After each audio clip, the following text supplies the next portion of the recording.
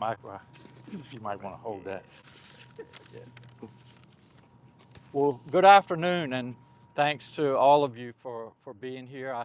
I know it's the latter part of March, and ordinarily we don't have elections. We do have a lot of elections in Virginia, but usually not in March and April. And so we certainly appreciate everybody being here and really to bring attention to this referendum that's going to be voted on between now and April 21st.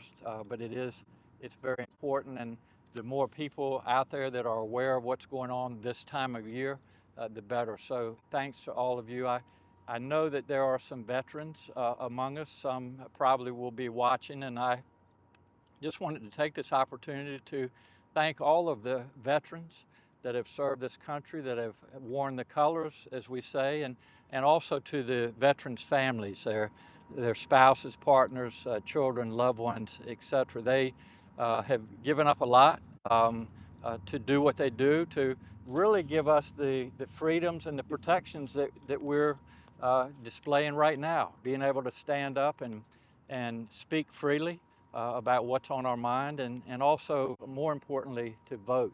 I also want to thank Delegate Fagans. He and I go back a long ways. I enjoyed working with him in Richmond. I know the Speaker of the House will be here, Don Scott. They just finished the first part of session, I would say. Yeah, So they yeah. still got a little bit of work left over to settle the budget. But Michael, thank you for all you do. I have been in the Senate and lieutenant governor, so I know what it takes, and the sacrifice and being away from your home and your family. Um, I am a veteran as well. A lot of people remember me from COVID. I suspect they remember that I was once in the Senate. I served as lieutenant governor and then actually the 73rd governor. But more importantly, today, I served in the United States Army for 8 years. I served during Desert Storm. I was in charge of neurology and neurosurgery in Landstuhl, which was the first triage out of the desert back in early 1990, and very busy. But I also know, like the other veterans, what it means to wear the uniform. And so the purpose of today's event is to talk about the voting and redistricting referendum. And I can tell you that there is nothing more important than fair elections and openness to voting. And one of the things that we prided ourselves on in Virginia is that we've always had fair elections, and we have accepted the results of those elections. We've had peaceful transitions of power, and that's the way that it needs to go. And so, just a little bit of history in Virginia. There are a lot of us that were advocates and continue to be advocates for nonpartisan or bipartisan redistricting. And then the way that system works in the Commonwealth is that every 10 years, starting with the even, the 20s, the 30s, the 40s, et cetera, there's a statewide census. And during that census, we take the population throughout Virginia, and especially in the different congressional districts, what areas have grown, what areas have not. And then after that census, the lines are redrawn, and that happens every 10 years. And so in 2020, we passed, the voters of Virginia passed a constitutional amendment of a bipartisan commission.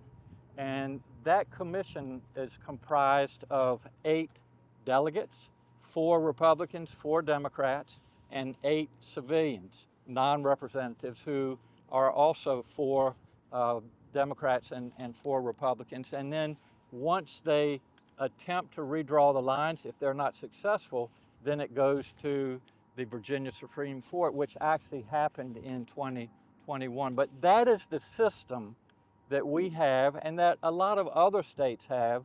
And so what has happened over the past year is that there has been a power grab, in my opinion, an attack on our democracy. Again, fair voting and elections and redrawing of lines is really the cornerstone of our democracy. And so this process, at the direction of our current administration, started in Texas. You all know what happened in Texas. They have redrawn their lines, and the intention was, and he said it openly, our current president, was to pick up extra seats in order to continue his power and continue the power of the Republican Party. And then other states have ensued. Missouri is one, North Carolina, and now the same thing is going on in Florida. And so, why are we doing this in Virginia? We're doing it to level the playing field. This is about democracy, and it's about a threat to democracy, and it's about people that I would describe in the other party that do not want to give up their parking spot. And if they're not going to play fairly, if they're going to stack the deck, play dirty pool, cheat, whatever you want to call it, we can't sit back as a Commonwealth and a Democratic Party and say that's okay. And so the legislature has written a constitutional amendment that will be voted on April the 21st. Early voting is in process. So for all of you that are watching, again, I know it's not a usual time for elections, but this is very important, and it's about our democracy, saving our democracy, and stopping the power grab that's going on from the mega Republican right. And so I encourage all of you that are watching, you should vote, your neighbors, anybody, be part of the democratic process. It is, again, it's good to be here as a veteran. I took an oath when I was sworn into the United States Army that I would support our Constitution, and it doesn't stop there. Even though I'm not still active duty, I support our Constitution, and that's why I'm here today advocating for all of you to vote yes between now and on April the 21st. So without further ado, I want to introduce a friend of mine, Michael Kagins. He's a delegate. He represents the 97th District. Again, he just finished up in Richmond. And again, Michael, thank you for what you do and keep up the good work. But Appreciate welcome. that, Governor. Yes. Hey, good afternoon, y'all. I'm Delegate Michael Fagins. I proudly represent House District 97 within Virginia Beach. But right now, I stand before you, not just as a delegate, but also as a veteran who served this country for over 20 years in the United States Air Force. Like the governor said, I also took an oath to defend the Constitution. That oath, it didn't end just when I took off the uniform, because right now, we're really living in what is not known as not normal times. We've heard it. We've heard it on the news. We've heard it directly from the current president's mouth.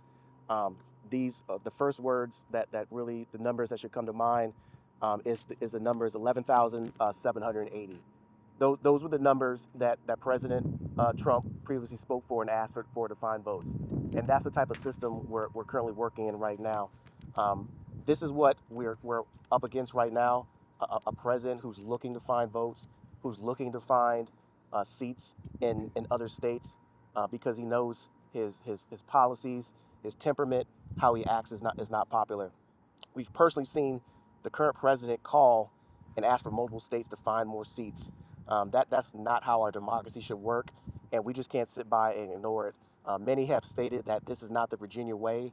Well, the new Virginia way is to continue to act up and to stand up, especially against someone who's purposely trying to find ways. I purposely remember voting overseas while I was in the military, and how proud I felt when I was able to vote for Virginia Beach and in the Commonwealth while serving overseas and having my mail-in ballot. And we have an individual who talks about how mail-in ballots shouldn't be utilized while utilizing that same method.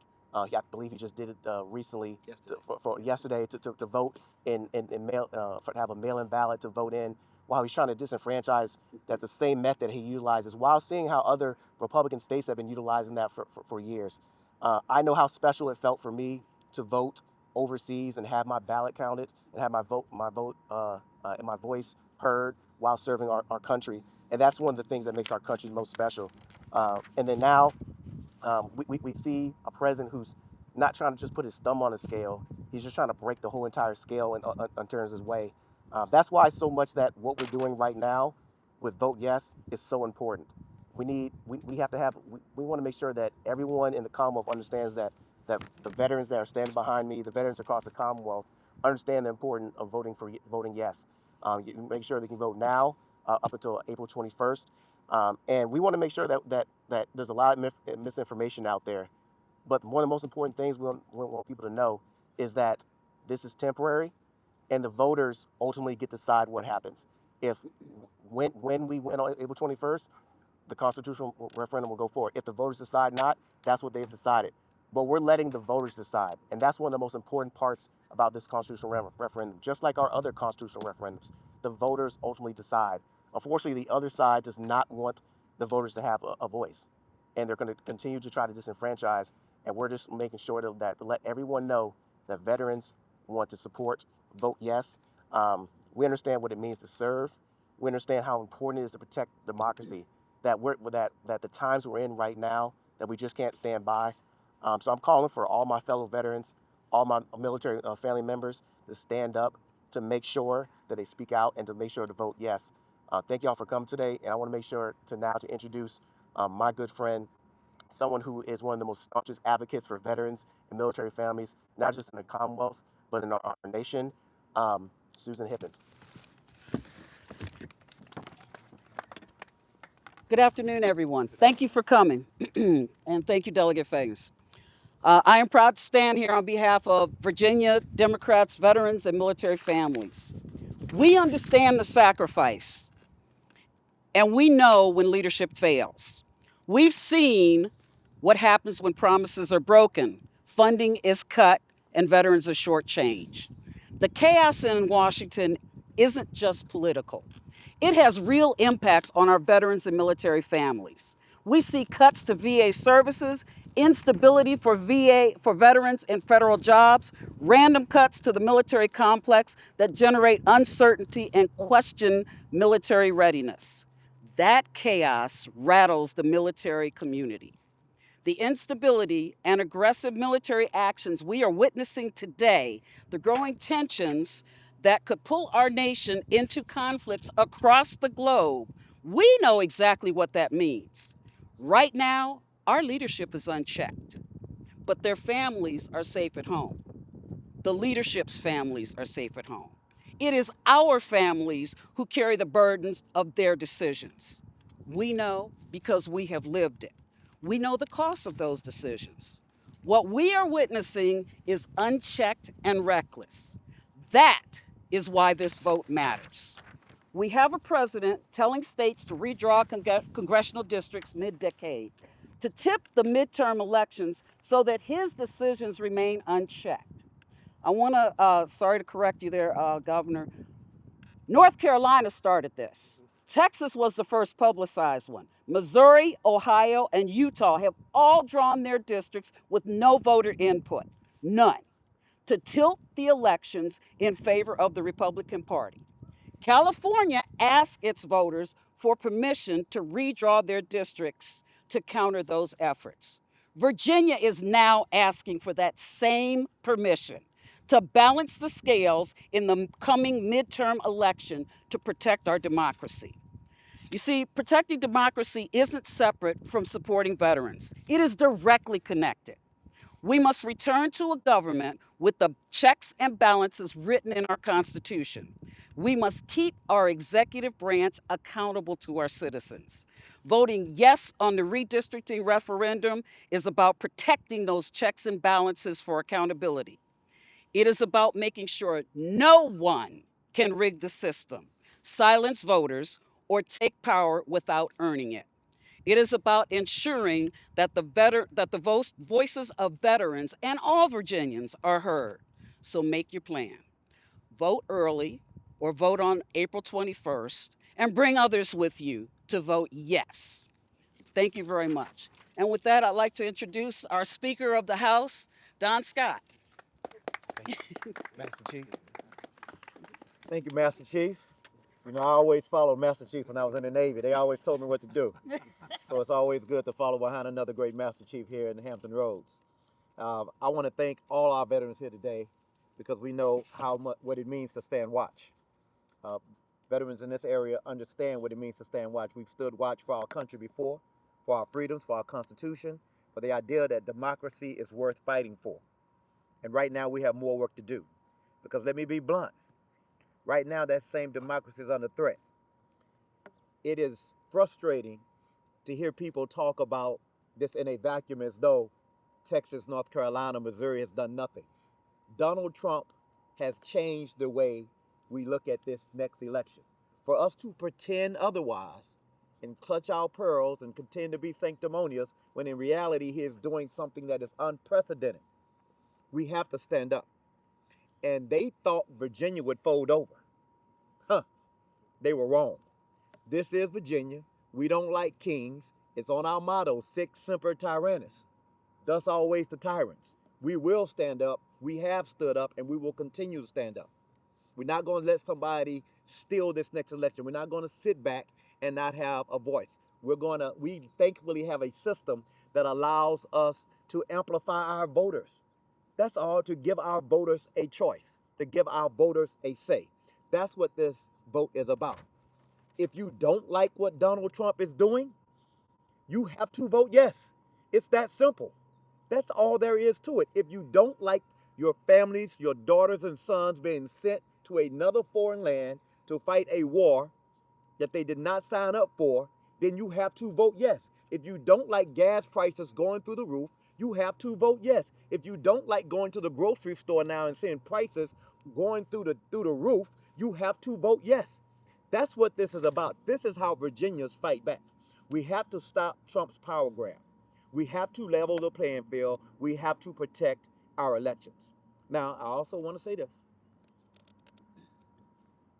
Not doing this will result in real consequences. We don't have to guess about what he will continue to do and what the next Trump after him will do if he gets away with it. We're seeing our children go to war. We're seeing our veterans being pushed out of jobs. I went to the VA hospital at Hampton recently, and I saw veterans waiting longer than they've ever waited before. They have less staff. They said they would fix it, but they haven't fixed it. And there are veterans in there who regret that they voted for him. And I know there are many of us who regret that we voted for him. And I know there will be people coming out to vote this election. It was sad to see, because that's not how we treat people who served our country. That's not how we treat people here in Virginia. And so we take a back seat to no one. None of us do, in love of our country and standing up for our country. And that's what we're doing right now by standing up for our country. We fight for it, we protect it, and when something's wrong, we don't just stand by, we do something. We vote yes, and we fix it. Early voting is already underway. Let's send a message loud and clear that Virginia's veterans stand up to Trump's power grab and vote yes. Thank you. Thank you. I think we're doing questions now. All right, Marcus is right here. You just mentioned, Mr. Speaker, early voting is already underway. First numbers show that Republican-leaning areas are showing much higher turnout, some up to 15% and more, while some of the Democratic areas like Fairfax have 5% or under 5%. Are you concerned? Not at all. I'm looking at the numbers. I'm glad you asked that question. You're smart, Alec.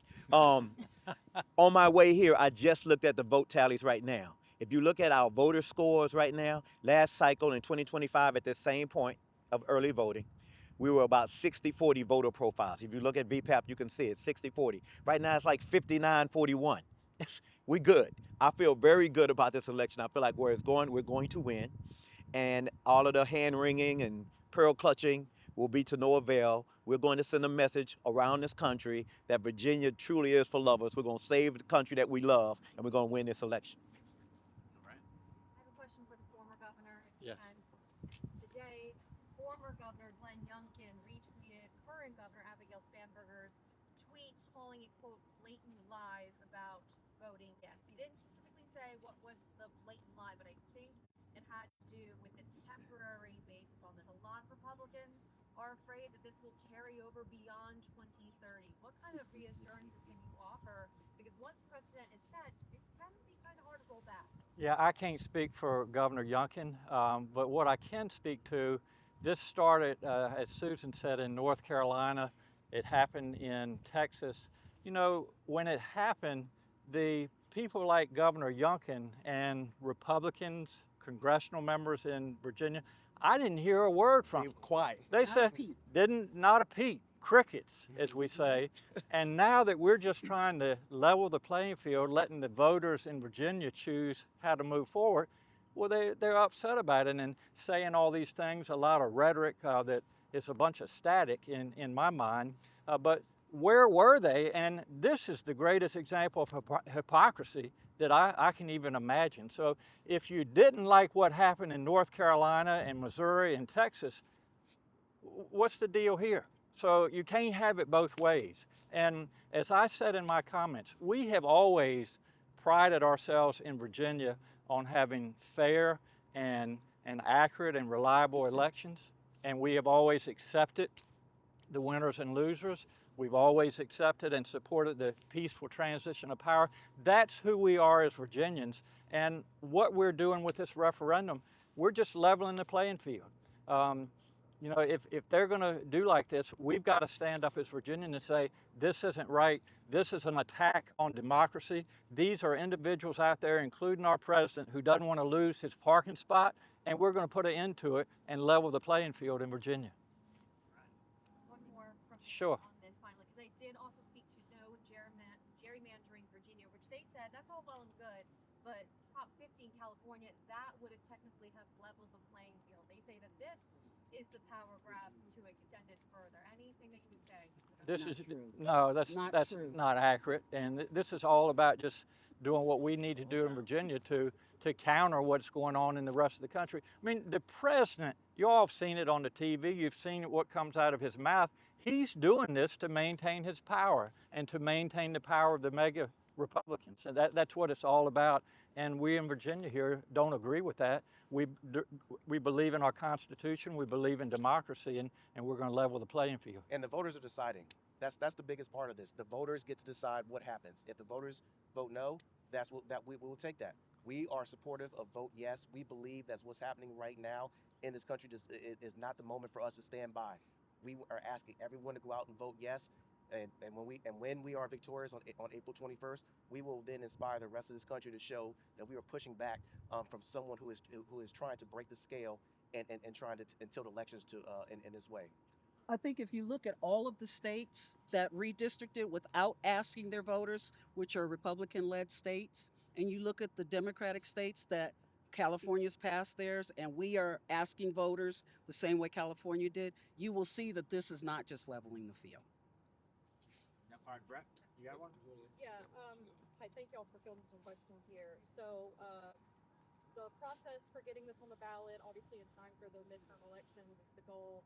Obviously, there's been legal challenges along the way. There's PACs that are forming, put out all kinds of different messaging, and some would say that it's intended to confuse voters. So you have some voters who are going to the polls, and then in addition to that, there's been some delays in the state Department of Elections getting out information ahead of time. So that said, I understand that when voters are hitting the polls and actually voting in their ballot, there's no maps that are shown in there. So what would you say about how informed voters are on this? Do you fear that there is confusion just amidst all of this process, and just the fact that we're all sort of generally overwhelmed with all this? Virginia voters are smart. We're so different than every other state because we do have so many elections. I trust the voters. I know they'll figure it out. They're going to get the right information, and they're going to make the right choice. All of that other stuff is all smoke screens. The court stuff, the confusion that the opponents know that their messaging is so bad. The politics is so bad. Donald Trump's policies are so bad. He can't run on his record. So he has to try to confuse voters. Voters are going to figure it out. They don't like to be played, and he's going to find out he just took a 15-point ass whoop in the last election. He's going to take another one this cycle because voters are going to figure it out. And when they figure it out, it's not going to be good for the Republicans. The last thing Republicans want to see right now is an informed Virginia voter, because when they know what happened, they lose. Do you have any comment on just when voters are hitting the polls and they're reading this question and it's framed as, to restore fairness in elections, but then there's no accompanying map, and, of course you would assume that a voter would research this before hitting the polls. We know that doesn't always happen. So can you speak to just the lack of that information when voters are hitting the polls? That's the process that's always happened. Voters, they get some language. We have to put language for them to vote on. We don't put a picture up so they can color it. They can go and see what the maps look like if they so choose. But the language is important. We want to make sure that we create a system that is fair to respond. That's what the words say, to respond to the unprecedented attack on democracy from Donald Trump. All of this happened because of Donald Trump. That's why it's so, as the governor said, it's so hypocritical for Republicans. They didn't say a word when Texas did it. They didn't say a word when North Carolina did it. They didn't say a word when Missouri did it. But as soon as we respond, now Virginia Republicans, oh my God, what are you doing? So miss us with that fake hypocrisy, that fake bedwetting, and make sure that we get our voters out to come out and vote yes. And that's what will happen. And you'll see, you'll be writing a story about how we won this election big, yes. And from the House side, I know many of us in the House of Delegates and our Senate companions as well. We're out in our communities right now, having town halls. We're going to have a few town halls just within my district, within House District 97. There's been town halls specific with other groups, for example, the NAACP. There's been lots of groups that have been talking about this for weeks and months as this process is going on. We're going to continue to go out there and educate the voters as much as possible and let them know about the reasons why. This is one of the reasons why we're out here today on this beautiful day in Norfolk, to make sure that we're letting voters know about the reason why to vote yes. It is about the unconstitutional power grab we're seeing from Trump across this country, and it's time for, and we want our Virginia voters to go out and vote yes, because they're ultimately going to be the ones that decide what happens. Okay, last question, Brett. Speaker Scott, your chief of staff, the referendum committee that he started, $33 million. 98% of that, according to VPAP, been raised out of state. It brings some saying, why is so much outside influence in this? What's your response to that? I mean, I think Virginia is a leader in not only the country, but in the world. I think there is a lot of interest in what happens to Virginia. So goes Virginia, so goes the country. And so it's not surprising to me that a lot of folks would be engaged. I think you may have some information wrong about my chief of staff. He's not that good. I wish he could raise me $33 million. But he's on the paperwork of that yeah, referendum. yeah. But I think we're in a good place in Virginia. And I think a lot of concerns. I mean, we're fighting back against a national Republican power grab that we've never seen. I just left D.C. and literally I'm walking down the street, and the Department of Justice has a huge flag with a picture of Donald Trump waving in the wind with that scowl on his face. But in Virginia, we don't like that scowl, and he's about to find out on April 21st. And I have just one follow-up real quick. I spoke to a voter who said, I want to vote yes. But why did they have to, lives in Yorktown, why did they have to take us all the way up to Northern Virginia? Was there no other way to make us more competitive, to make it more compact, that we could have a representative that I know will be in my area? We're not going to relitigate how the maps were drawn. It was a consensus basis to get maps drawn, but that's not the issue now. The issue right now is not about the maps. It's about the person who is abusing his authority with no check, no accountability. Congress will not stand up to Donald Trump. We need some people in Congress who will. Simple as that. All right, thank you so much. Thank you, everyone. Appreciate it. All right, let's get some mics. Governor, thank you. Yes, sir.